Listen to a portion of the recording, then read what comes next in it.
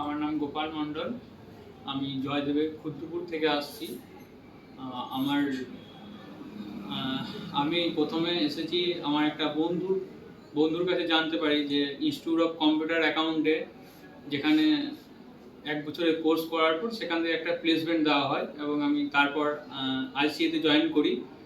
তারপর 1 ইয়ারের একটা প্রোগ্রাম সিআইএ কোর্স করি। আর আমার ফ্যামিলি অবস্থা তেমন ভালো ছিল না, যার জন্য আমাকে এই কোর্সটা বেছে নিয়েছিলাম আমি।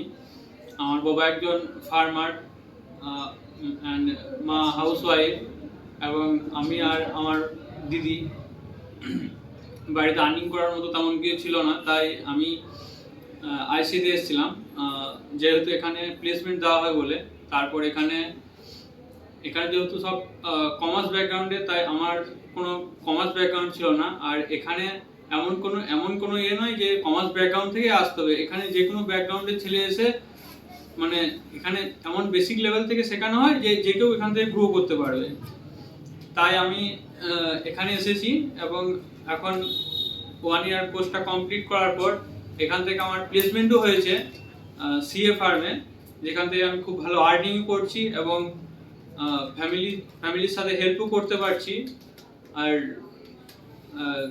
আইসিএ থেকে এই জন্য আইসিএ যদি কোনো আবার রিপ্লেসমেন্ট দরকার হয়, আইসিএ আমাকে তার জন্য রিপ্লেসমেন্টও দেবে। এই জন্য আইসিএর কাছে আমি খুব কৃতজ্ঞ।